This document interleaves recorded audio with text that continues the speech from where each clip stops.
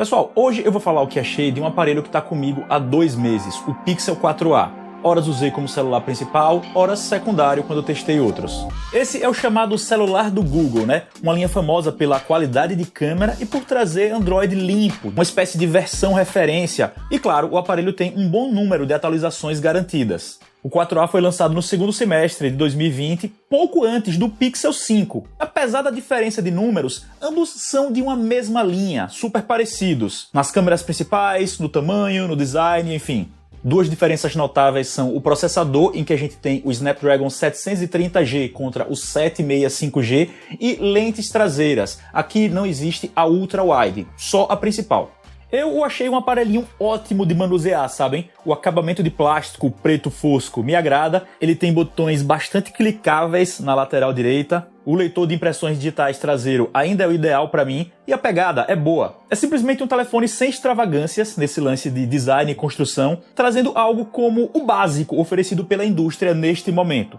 Um destaque que eu faço logo de cara é sobre a tela, uma OLED de 5.8 polegadas que é muito bem calibrada. As cores não exageram, tem destaques na medida certa, o que me agradou demais.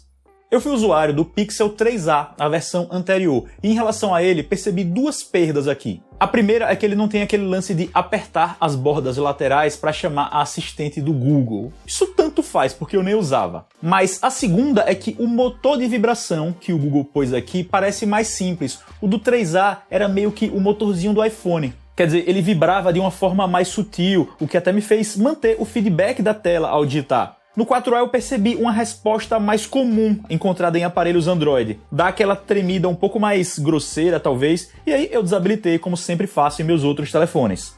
Ele não tem suporte a carregamento sem fio ou resistência oficial à água, mas, felizmente, rola plug para fone de ouvido e o som é estéreo, bem competente até. Uma coisa que acabou chamando minha atenção, no fim das contas, lá no Pixel 3a, foi o fato de que ele era assim um aparelho mais lento do que os avançados. Depois de um tempo, dava para perceber que era menos ágil no manejo de aplicações. No Pixel 4a, diferentemente do que eu ouvi alguns gringos falando, não senti problemas de performance. Esse é um processador interessante que, com 6 GB de RAM, está entregando um resultado super digno em meu cotidiano. A abertura de apps e a troca entre eles está acontecendo de forma bastante dinâmica, não acho que performance foi um problema de jeito nenhum até agora. É igual a um top de linha? Bom, se você testa um, logo depois o outro e faz essa comparação lado a lado, certamente não vai ser. Mas só usando, sem prestar tanta atenção nessas questões, vai tranquilo. Eu saí do Galaxy S20 FE, que tem um processador mais poderoso, pro Google Pixel 4a, foi de boa na lagoa. O único ponto em que a performance se faz notar são as câmeras. Assim como o 3a, por aqui, se você tira várias fotos em sequência, elas levam um tempinho carregando antes de ficarem disponíveis na galeria. A gente sabe que o Google investe bastante em inteligência artificial, nessa parte de câmera, no pós-processamento das imagens para entregar os melhores resultados, e é aí que a gente percebe.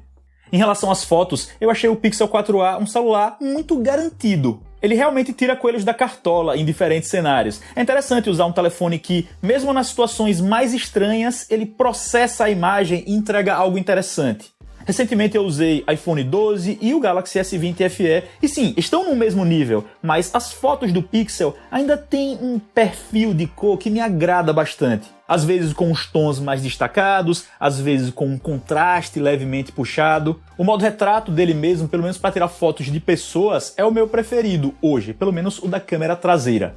A parte que não me empolgou tanto assim foram os vídeos. Eu até achei o foco legal, a estabilização ok, a nitidez da imagem também, mas onde vira rolam pequenas variações de exposição, o desfoque de fundo foi menos intenso no uso que eu faço para o canal, e algumas outras coisinhas aqui e ali me fazem preferir o Galaxy ou o iPhone que mencionei há pouco. Agora, talvez a grande perda do Pixel 4a na minha utilização é o fato de que ele só faz 4K, os vídeos, né, a 30 frames por segundo, não faz 4K 60. Como eu uso bastante essa resolução para filmar algumas imagens de apoio para os meus reviews mesmo, aí fica aquela saudade. Ah, e nas stories do Instagram, quando você faz vídeos, ele não chega no nível de iPhones também, aquela nitidez. E isso tem a ver com a otimização do aplicativo para os aparelhos da Apple, para o iOS. Não com a competência dos concorrentes em si, a gente sabe. O resumo das câmeras é que elas me deixam muito animado. Certamente o Pixel não tá tão na liderança, aquela coisa folgada, como aconteceu durante uns 2 anos recentes, mas se mantém competentíssimos. E ainda tem aquela comodidade do armazenamento ilimitado no Google Fotos. Não sei se vocês todos estão sabendo, mas no meio de 2021 o Google vai cortar para outros telefones. Depois de um tempo vai ser preciso pagar para continuar armazenando fotos depois de uma quantidade de gigas lá. Também rolam alguns efeitos de edição que só tem aqui, ou pelo menos que aparecem primeiro nos Pixel. São coisas legais. Um quesito em que esse telefone poderia brilhar muito e acaba sendo só aceitável é a bateria. Poxa, ele tem tela OLED Full HD, quer dizer, uma tecnologia que é boa para poupar energia e resolução que não é tão grande. O processador é econômico, quer dizer, podia muito bem ser mais grossinho e trazer uma bateria grandona, mas não foi o que o Google fez. Puseram um pouco mais de 3.000 mAh por aqui, uma capacidade mediana para os atuais padrões. O resultado é que, em utilização comum, eu costumo conseguir 4 horas e meia, 5 horas e meia de tela ligada, sendo 16, 17 de autonomia total. Ou seja, para mim foi um celular que segurou bem em um dia de uso. Não me lembro de ter chegado em um segundo dia ainda respirando, não. E claro, também rolam algumas ocasiões em que, em utilizações mais intensas, de repente rolam uns games, filmo um pouco mais, e aí eu preciso recarregar dentro de um dia. O resumo da bateria é que ela é boa o suficiente para não ser uma decepção. Claro que é bom lembrar, gente, que lá fora esse telefone custa $399, um preço pra lá de acessível para tudo que é entregue. Ele acaba sendo um concorrente fortíssimo para outras marcas. Aqui no Brasil não, porque não foi lançado de forma oficial, o único modo de consegui-lo é importando.